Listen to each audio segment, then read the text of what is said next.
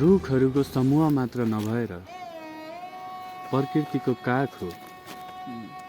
यो हाम्रो प्राण हो, यसको हामीले रक्षा गर्नुपर्छ। हो बाबा,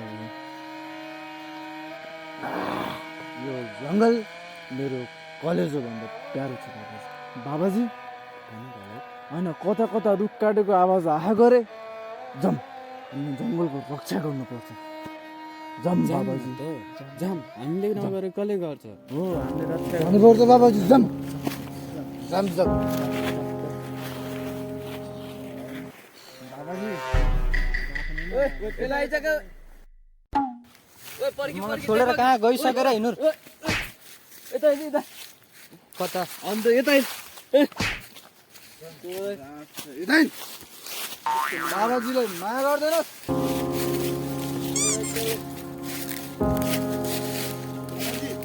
जङ्गलको बाबाजी, म जङ्गलको रक्षा गर्ने मान्छे। जङ्गलको यसरी हल्ला नगर त, मैले बाटो सुनेन।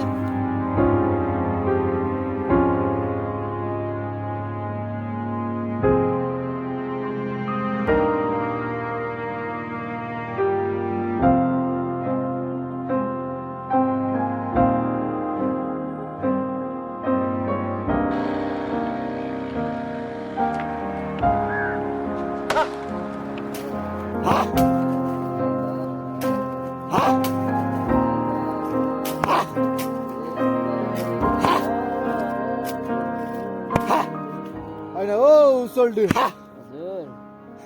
अलि झेउलाउने गाउनु भयो त हजुरले त। त्यही त भनेको। यसो बसेर यसो एउटा छिटो छिटो जोक सुनाउनु नि त कि हजुरले। के कसो छोटी? हजुरले त जोक नि मिठो मिठो सुनाउनुहुन्छ ल।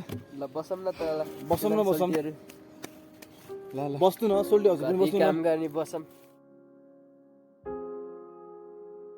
ल सोल्टी, अब चाहिँ जोक सुनाउनु पर्यो गरे। पर्यो एउटा सुनाउनु त, कस्तो सुनाउनुहुन्छ? सुनाउनु न। ल सुन्नु सोल्टीहरू। हजुर भन्नु न सोल्टी। एका त्यसमा एउटा गाउँ थियो अरे। हजुर त्यहाँ गाउँमा एउटा ठुलो पिपलको रुख थियो अरे। सलक्क हाँगा फैलाएको। हजुर एउटा चरा आएको अरे, घुम्दै फिर्दै मजाले घुम्दै आएको अरे। त्यही गाउँको पिपलको रुखमा गएर हाँगा बसेछ अरे, मजाले पात्दैछ अरे।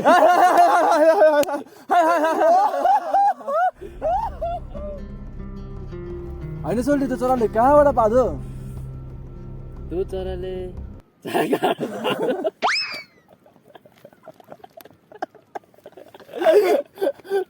अनि त्यसले पादो नै भन्ने कसले सुनो?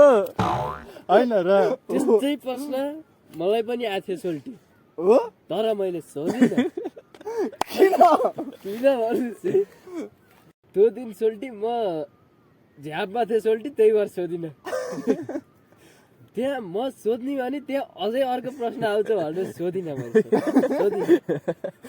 भनेपछि हजुर प्रश्नले घेरिनु भयो त्यो दिन। हेरेँ म झ्याप भयो, खासी लाउँछ, लासी कसको भाउ के लाउँछ, सक्यो। वाहन वाहन केटा वाहन वाहन वाहन दाउरा काट्ने हन इरुला ठोक्छ ता ठोक सबै आइज उता खान ग यहाँ आइज हान आइज केटा ठोक ठोक। या बिजेती तल अन्धो या वहाँ बाँदरको चाकरी यहाँ तल देखाइ के भयो साला। हे जबसम्म बाबाजी बाँच्छन् तबसम्म यो जङ्गलमा रुख बिरुवाहरू काट्न दिँदैनन्। ओए भाइ ओए, यो रुख मेरो फोक्सोको अक्सिजन सिलिन्डर हो। यो रुख मेरो कलेज हो भन्दा नि प्यारो छ, प्यारो। बुझुस् तैँले कुकुर साला दाइको फोक्सो छोडेर सबै काट छोड्दै यो फोक्सो चल्दी हजुर सालेलाई मुला काट्दै काट्यो क्या हो? काट्यो हान्यौ ओइ चुप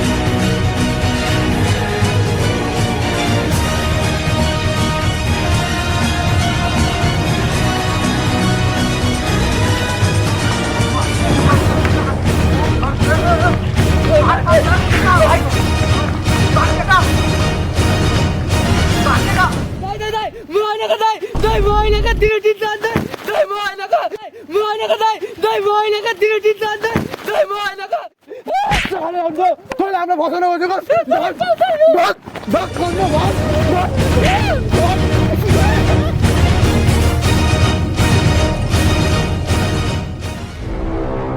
बस अति भयो अब के भयो जङ्गल नाश गर्नेहरूलाई अब म छाड्दैन बाबुजी के भन्दै हुनुहुन्छ हजुरले यो मादर यो हाम्रो भावी पुस्ताहरूको जङ्गल हो हाम्रो भावी पुस्ताहरूले गराएको जङ्गल हो हेर यो जङ्गल कति नाश गरिसक्यौ तिमीहरूले अब जबसम्म बाबाजी यहाँ हुन्छन् तबसम्म यो नाश गर्न दिँदैनन् बाबाजी अगाडि बढिसके यो जङ्गल नाश गर्दाको फाइदा के हो बेफाइदा के हो थाहा तिमीहरूलाई यो जङ्गल नाश गर्दाखेरि तिमीहरूको आउँदो बच्चाहरूले कसरी युज गर्छ यो जङ्गल तिमीहरूको भावी पुस्ताहरूले युज गरेको जङ्गल हो यो तिमीहरूको पुर्खाहरूले हेर त यो जङ्गल नाश गर्दै हौ तिमीहरूले कसरी सुहाउँछ तिमीहरूको यो मुखमा कसरी सुहाउँछ हाँसो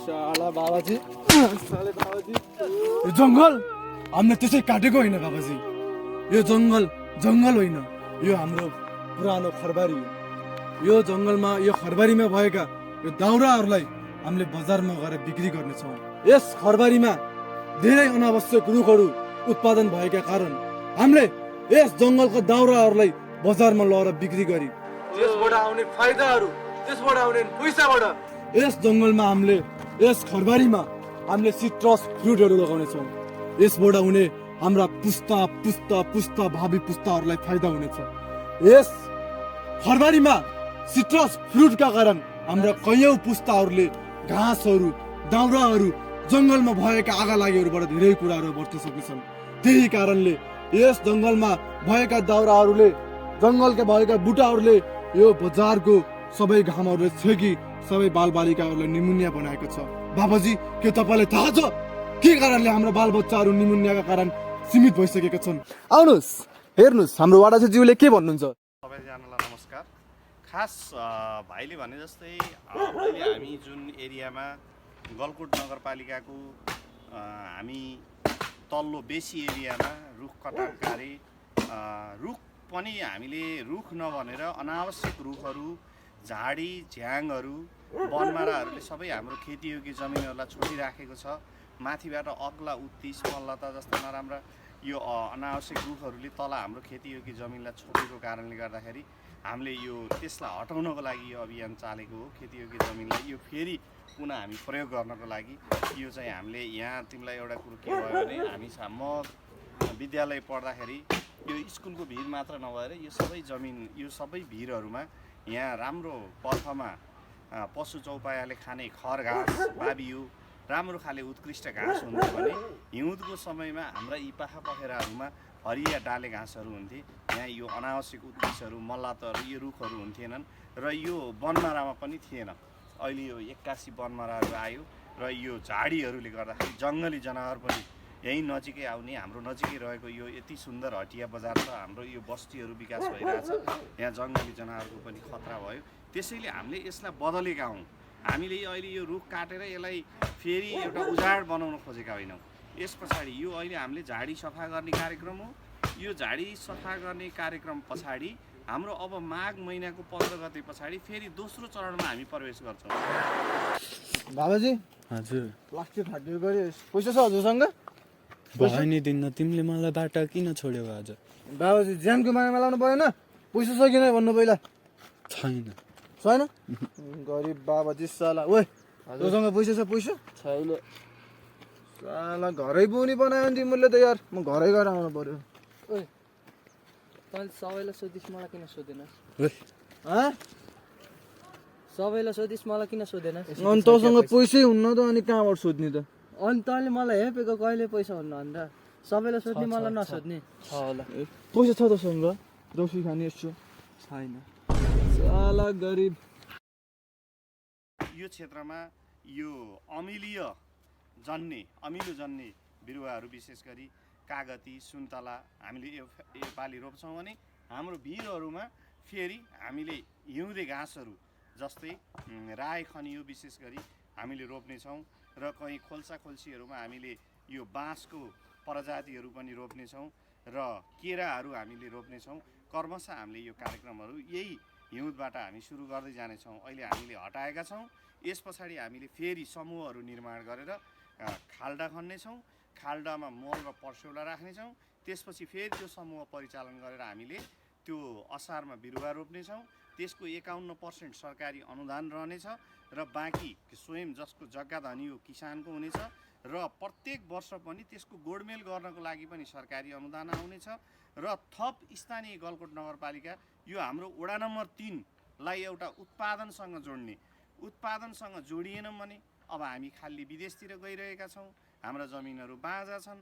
अब जति युवाहरू भाइहरू जस्तै युवाहरू जति यहाँ रहनुहुन्छ, जसले यहाँ बस्न चाहनुहुन्छ, जसले नेपाललाई आफू म यहीँ बस्छु भन्ने चाहन्छ, उसले पनि एउटा रोजगारको अवसर सिर्जना होस् भन्ने पनि हाम्रो कुरा हो। यसमा दुईटा छ, एउटा हामीले फलफुल खेती गऱ्यौँ भने त्यो भोलि बजारमा जान्छ, त्यो हामीले बजारमा फलफुल बिक्री गर्छौँ, त्यसबाट हामीले एउटा यसलाई जोनको रूपमा पनि डेभलप गरेर भोलि हामी त्यसको रूप परिवर्तन गरेर सुन्तलाको जुसहरू गराउने, कागतीको जुसहरू बनाउनेतिर हामी जान सक्छौँ। त्यो पनि एउटा व्यवसायको रूपमा विकास हुन सक्छ भने हामीले फेरि घाँसको उत्पादन गऱ्यौँ भने पशुपालनतिर, बाख्रा पालनतिर, भैँसी पालनतिर जानलाई त घाँस चाहियो। त्यो पनि एउटा मान्छेलाई नभई नहुने घाँस त त्यो चिज हो। घाँस पशुले खान्छ, पशुले घाँस खाइसकेपछि विभिन्न पशुहरू हुर्किन्छन्, पशु चौपाया हुर्किसकेपछि हामीले दुध खान्छौँ, मासुजन्य पदार्थको रूपमा प्रयोग गर्छौँ। यस्ता चिजहरूको लागि पनि हामीले के त यो कार्यक्रम अगाडि ल्याएका हौँ। त्यसमा केही मान्छेहरू, केही हाम्रा दाजुभाइहरू प्रवासमा हुनुहुन्छ, विदेशमा हुनुहुन्छ, उहाँहरूले यसलाई यो हस्तक्षेप गरे भन्ने ठान्नु होला। यो नितान्तै वडाको मात्र कार्यक्रम नभएर यो गलकोट नगरपालिका वडा नम्बर 3का सबै टोलवासीहरूको संलग्नता छ। यो कार्य अगाडि बढिरहेको गलकोट नगरपालिका वडा नम्बर 3का विशेष गरी हाम्रा यो सेरा टोलदेखि यो सबै यो हाम्रो वडा नम्बर 3का सबै टोलवासीहरूको आफ्नै संलग्नतामा यो काम भएको छ र यसलाई हामीले नीतिगत रूपले सहयोग गर्ने काम गलकोट नगरपालिका वडा नम्बर 3ले गरेको छ र भोलि हामीले गलकोट नगरपालिका स्वयंले गर्नेछ र हामीले यो सकारात्मक, यो रसिलो, यो उत्पादनशील बनाउनका लागि यो अगाडि बढाएका हौँ। यो हामीले रुख काटेर, यो पनि अहिले भएको रुखहरू पनि जति काटेको छ यसलाई पनि हाम्रो सिधै प्लाइवुड फ्याक्ट्रीमा पुग्ने गरी यसलाई वडाले सिफारिस गरेर यसको पनि मूल्य राम्रो आउने गरी उपभोक्तालाई, जग्गादातालाई राम्रो फाइदा हुने गरी हामीले यस कार्यक्रमको पनि एउटा चक्र निर्माण गरेका छौँ। त्यसैले सम्पूर्णमा यो हाम्रो कार्यलाई साथ दिनको लागि र बाँकी समयमा हाम्रो यो अभियानलाई साथ दिएर यी हाम्रा डाँडाहरूलाई अब